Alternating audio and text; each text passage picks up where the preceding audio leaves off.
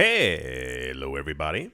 Welcome back for another video. Hope you're all doing well. Hope you're all doing great. And that you're all having a great day. For those of you looking for a proper way to keep your cryptocurrencies secure and safe, there are links in the description below. And without any further ado, let's jump right into it. If you couldn't have guessed by the photo on the screen, this was very popular news. Once again, it looks like they're just kind of preparing. We've had this same exact, also side note, like just woke up. So if I sound a little bit crazy, I don't know what else to, So what was I saying?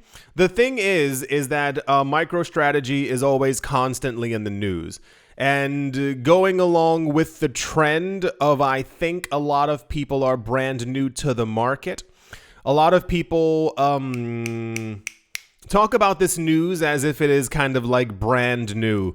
If you're new here we go. Microstrategy has basically been buying and collecting Bitcoin for a number of years now.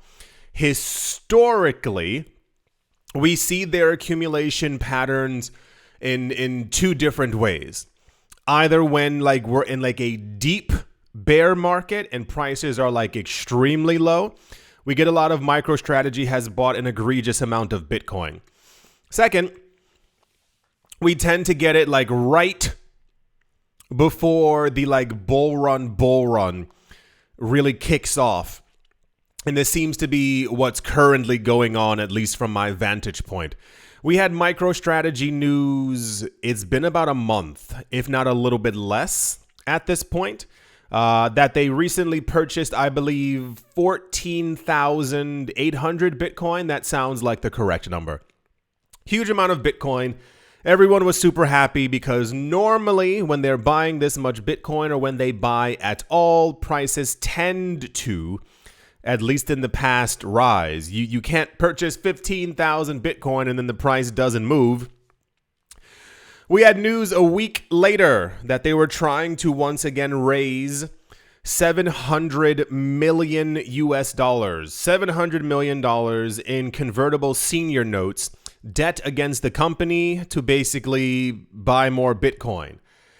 And here we are yet again at the third point from the accumulation of all the monies that they've been making.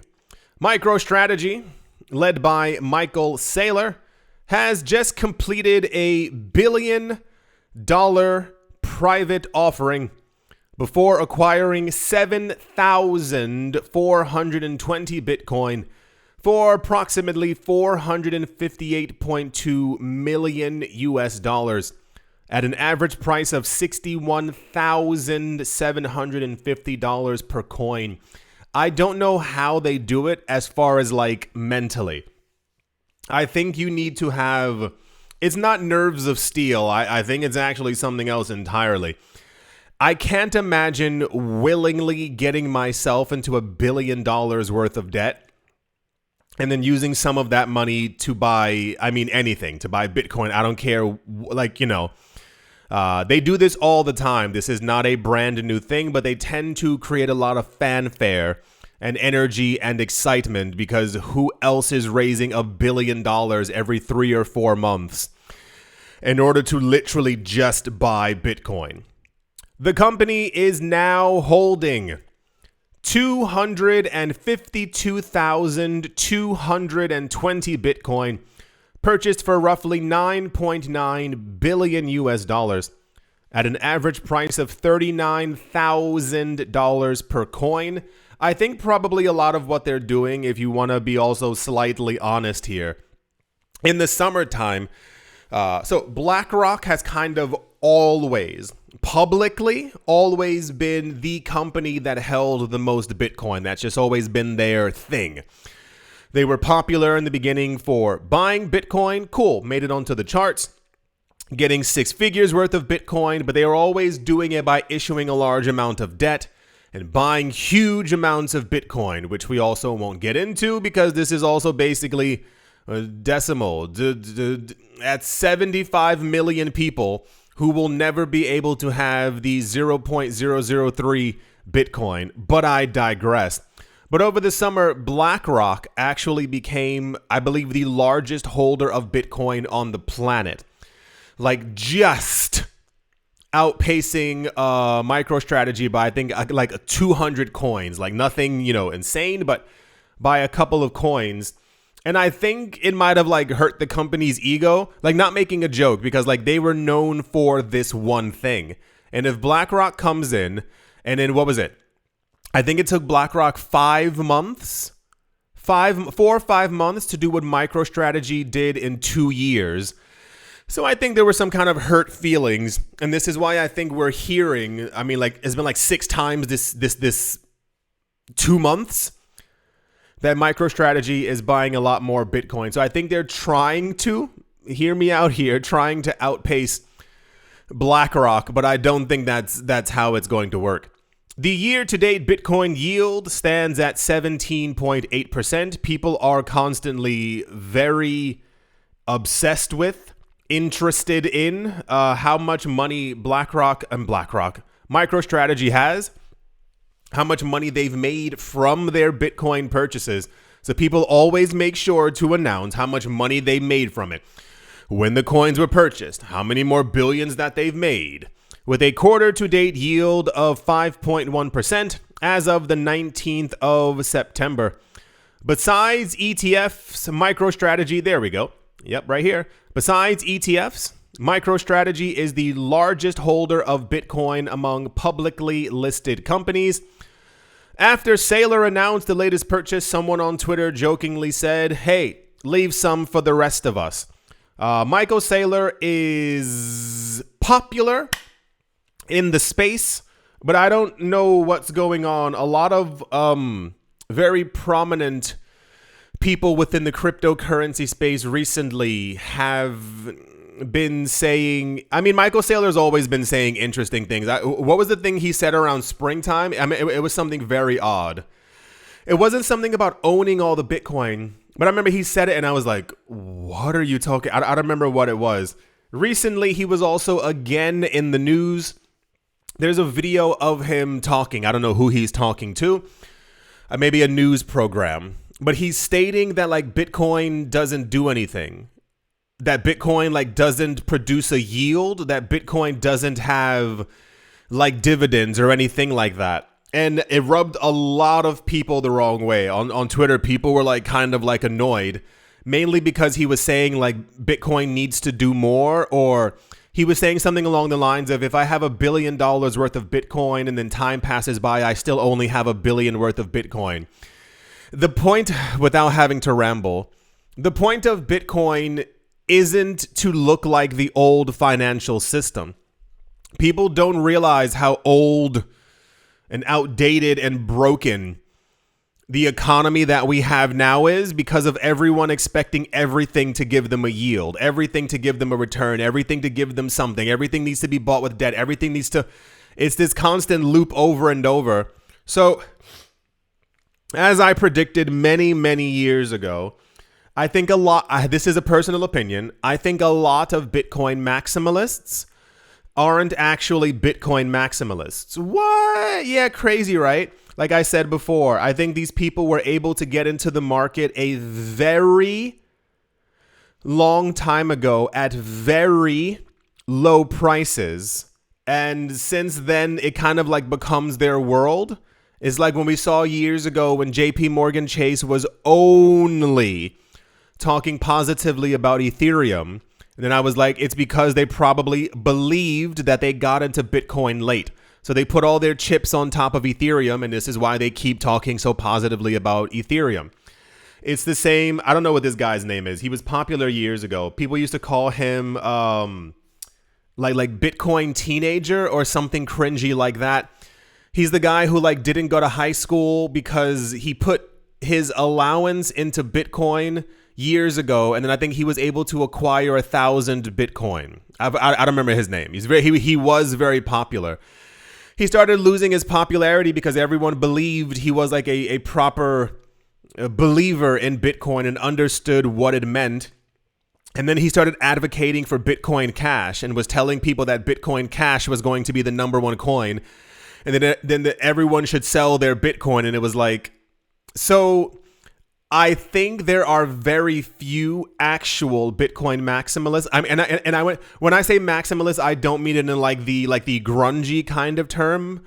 I mean like people who really understand what Bitcoin is and who are actually trying to spread Bitcoin around the world, make it mainstream, to try and include 4 billion people around the world into this market. That is a Bitcoin maximalist. Like Bitcoin is meant to be for the people, essentially by the people as well. So, but I think a lot of cracks are starting to show. A lot of the other Bitcoin maximalists, especially on Twitter, they've begun promoting a lot of like Solana coins and like talking about this meme coin is going to so-and-so. There was just someone, maybe this was 3 or 4 days ago on Twitter. He was promoting, I mean, dog with hat with cat with chain, like these kinds of coins. He was promoting it heavily, talking about this coin is probably going to surpass Bitcoin in so-and-so. And then 2 days later, he was selling it. Like people found his wallet address and he was selling the coin after the coin had pumped.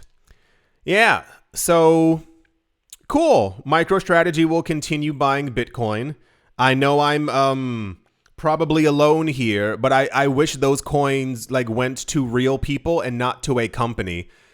I think Bitcoin would be far better off, but you know, money.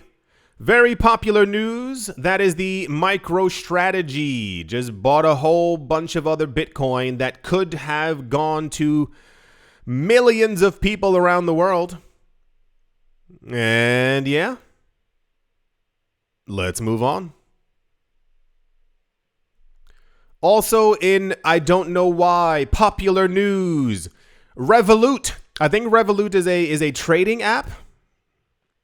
Revolut is announcing plans to launch their own stablecoin, aiming to expand its crypto services with a compliance-first approach for secure transactions. A leading fintech company based in London is reportedly working on launching their own stablecoin, according to sources familiar with the matter.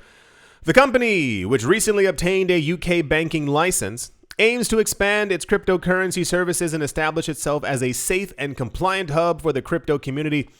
A Revolut spokesperson confirmed they're focusing, yada, yada, so and so and so. I always like when they say that they're working on like compliance and making sure that they're doing what's right, because no company would be like, regulations? I don't care about that. All right, buy these coins that aren't regulated on our platform. Of course, they're going to say all these things. This is definitely the stablecoin year. I don't know why. I'm not sure what's going on, but this is stablecoin year for some reason.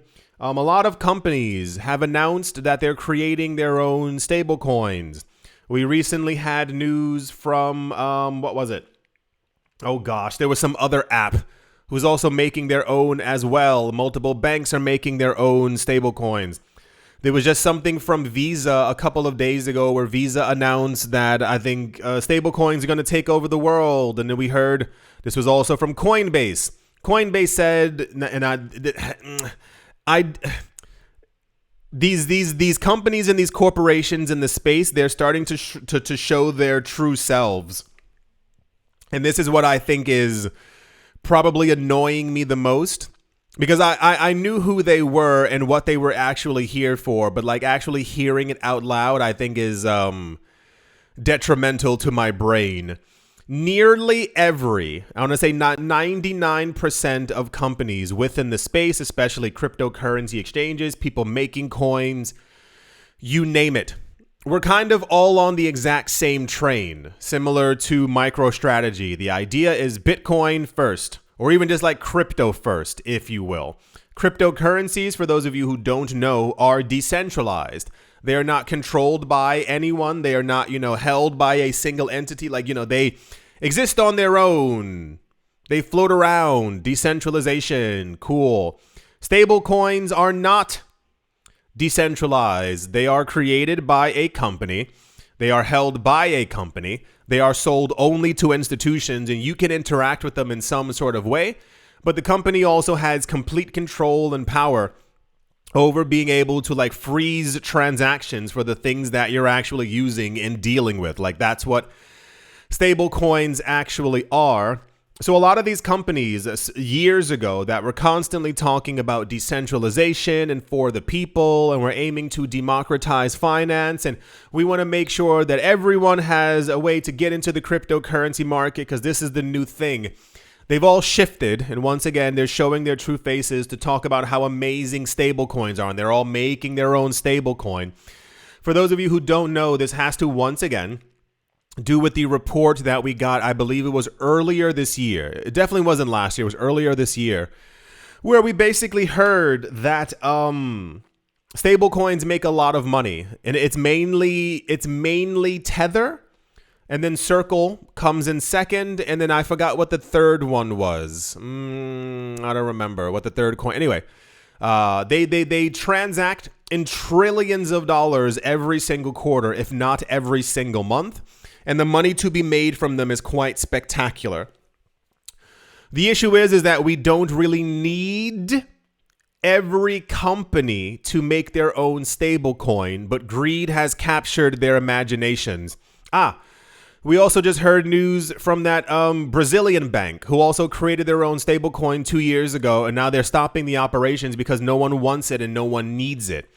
So I give it by the end of 2025, many of these coins will also begin to flounder and fall apart and to begin to disappear. It's because no one's asking for them. They see that there's a whole bunch of money to be made, and this is all that they really care about. In recent months, Revolut has been aggressively expanding its crypto offerings. The company has allowed users to buy and sell crypto through its app. In May, it introduced a standalone cryptocurrency exchange. Now the fintech giant is looking to enter the lucrative stablecoin market, joining other big names like PayPal, Ripple, and BitGo. I forgot BitGo was the other one. PayPal, you might have realized that they created their own stablecoin. I think that was also the beginning of this year. Do you hear about it? Is anyone using it? Have you used it? The answer is no. Everyone's just trying to make these things, and it's also two-pronged because governments, as we've stated before, have kind of forgotten, want people to forget that they were trying to make central bank digital currencies, and central banks are now trying to make their own stable coins as well. So this was quite popular news, and I don't know why. I didn't know that Revolut was that popular that this would have warranted a spot in like popular news. It could be because it's about stablecoins. Stablecoins are also constantly mistaken as actual cryptocurrencies or something beneficial for the market. It's kind of similar to, there was a lot of news in 2018 and 2019 for a while. Any time that any bank, company, I don't care what they were, if they announced that they were going to be using blockchain, this is back when Jamie Dimon was announcing blockchain, not Bitcoin.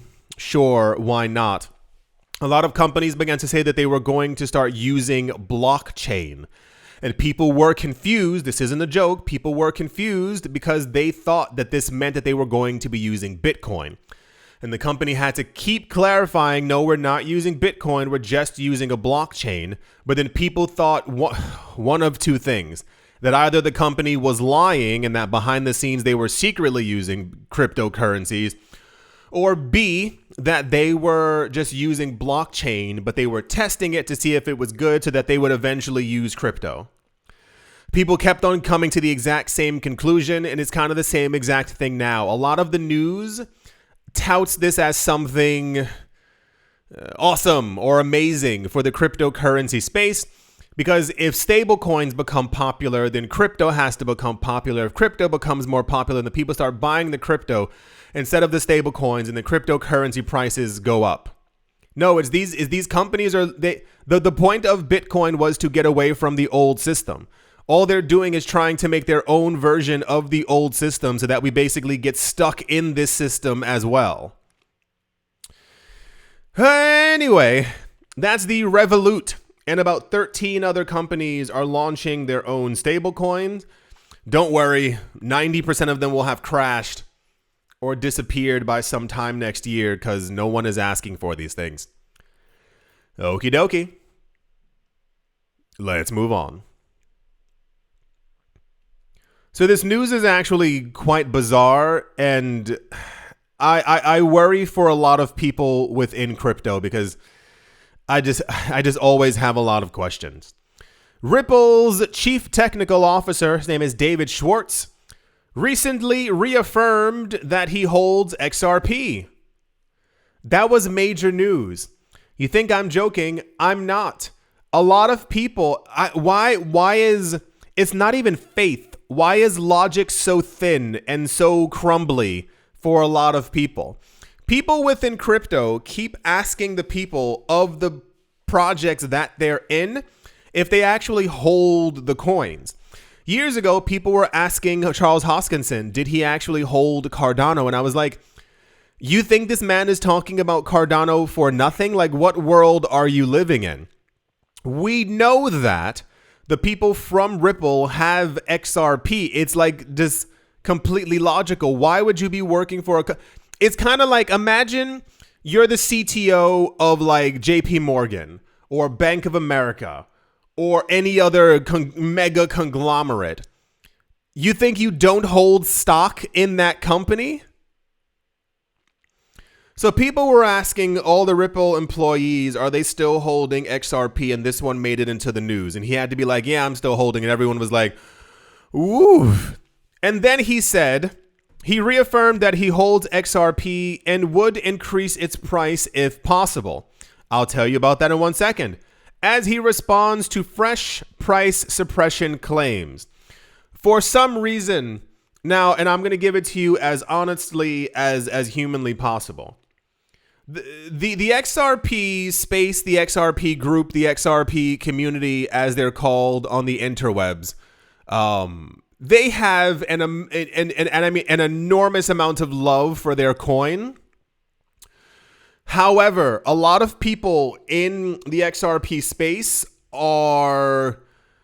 it would be great for them if they went outside and got some air and like went on a walk by a park, skipped some stones, looked at the birds, you know, go lay in a park and read a book. Because I think a lot of them have been on the internet for far too long. If you follow the channel since 2016, 2017, the XRP space is constantly filled with like weird historical like ideas. I don't even know what to call them. Like people constantly talking about that XRP is going to like $1 million.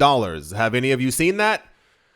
That's also a major thing. Or that XRP is going to 100K. Or that next year XRP is going to $300. It's like always these kinds of things.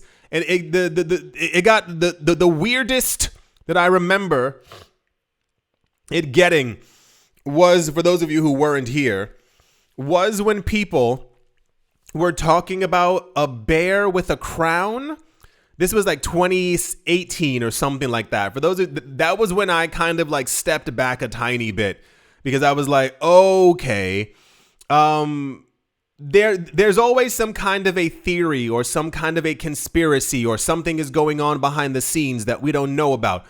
Or this person did so-and-so and they're winking in the direction of this. And this is happening. Like there was something with the last Fed meeting or the last like the Fed meeting 2 ago where people were posting on Twitter that I think Jerome Powell coughed. I forgot what he did.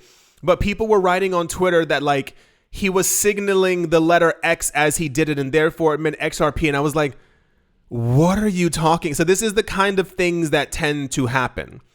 So because there is constantly this immense amount of hype within the XRP space as far as prices, and people always, go on Twitter and look, you'll see it eventually. There are all these women who are popping up all the time who are like, XRP is going to $27 next week. Are you mentally prepared? XRP is going to hit $54 in October. Is your family ready? Like these kinds of things. And it really hypes people up. But I don't understand how you could keep being in that loop of hearing someone say, like, imagine if every single week I was like, guys, in 4 days, Bitcoin's going to $9 million. Guys, tomorrow somebody, a bear with a crown told me that Bitcoin's going to $11 million tomorrow. I don't know where I heard it from. You'd be like, this guy's freaking crazy. But this is the kind of like stuff that loops within the XRP space. So because everyone has such dramatic expectations of where XRP's price is going to go and where it's supposed to be, people think that the people from Ripple are now suppressing the price. And this goes back to the news that we had before back in 2018. A lot of Bitcoin maximalists back then, in more so 2017 as well, were spreading huge amounts of lies, trying to get people to leave the Ripple/XRP space, as XRP became the number 2 coin and didn't need a lot more to actually become the number 1 coin. The lies that they were basically pushing out there was that the company Ripple had a lot of XRP. Got it. But they were saying that they planned on selling all of their XRP at once and basically exiting the space. And I was like, why would they do that? If you have something that went from less than 1 cent to $3, you mathematically understand that you've made a lot of money. You have a company that's performing pretty well and it's basically a cash cow. This was already when they were talking to central banks. And I said, you people lied to let other people think that this company was going to go and rug pull and immediately disappear with their billions of dollars when they could potentially make billions of dollars every single year for the next 100 years. Why would they do that? So people were asking the Ripple CTO if are you still even holding XRP? Because they wanted to know if he had a stake in it. This man, understand, I see a lot of people posting, like surveys and stuff on Twitter all the time. People always ask, how much XRP are you holding? The most common answer is always between 1,000 to 5,000 XRP. Some people will say between 10 to 50. Very few say over 100,000, and like zero ever say that they have over 1 million. You're not going to get there. The odds of these people each actually having 1 million XRP is quite large. For those of you who don't know and weren't here and scrutinized my videos back in 2016, I think $1,000. I think $1,000 would get you around 150,000 or 200,000 XRP. If these people put $5,000 into XRP back in 2016, that's 1 million coins that they're probably holding. I had a couple of friends who were working for major cryptocurrency projects, and they were actually paid in the coin before the project really launched. So like, let's say like a coin is going to come out and basically they go like, we need developers, like, please help us. And every time that you help them, like you log your hours and stuff like that, you can see like my friend showed me, you can see like, we're going to pay you this much of this coin. And there was one like really popular coin. I won't say which coin. This guy, I mean, he should have been making the equivalent of between like 8 to 10,000 per month just from doing his job. But he got all that money, he like all the crypto, and he was saving it. That coin's price during the last bull run completely lost its mind. And essentially every month he was, I mean, if you convert it from what he was getting paid to like the coin's price after it pumped, he was basically getting paid like $200,000, $300,000 per month. So I assume a lot of people working at Ripple, you know, essentially air quote, they have stock options. They probably have tons of XRP. It means so much more to them for XRP to go back to $1 than it does for you. The part of the delusion that I keep seeing is that a lot of people in this space have 1,000 XRP, 4,300 XRP, and the hype then becomes, well, XRP is going to $8,000, so I'll become a millionaire. Not the idea that this guy actually has a lot of XRP. You're wishing and hoping and praying that it goes to $5 so you have 20K. This guy's trying to, of course, he wants the price to go higher so that he can become a multimillionaire just from his XRP holdings. Why would this guy be trying to suppress the price of something that he has? Why would he be trying to? There's no thought process. It's just so much conspiracy bouncing off of each other. Like I see, and I've heard people talking about it before, and I'm like, this is what, I'm not joking. Like, go outside and get some air. Like, the world is still spinning. Like, the world exists outside of XRP. So many people are so deep in the rabbit hole that they don't understand that they sound insane now. It's nuts. Like, this is a huge project. This is a huge company. They had a lawsuit against them for 4 years. They're working with central banks. You think that they're actively trying to make sure that XRP's price doesn't go up by 10x, that they don't make money? You think they don't want a $28 XRP? The confirmation came as part of a larger discussion within the XRP community regarding XRP's value, where Schwartz again dismissed allegations that Ripple is actively suppressing XRP's price. Why would they do this? The Ripple CTO remarks emerged after a community member revisited a statement he made back in 2017. The idea, for those of you who don't know, and this is not just XRP, this is every single coin, you want the price to go higher.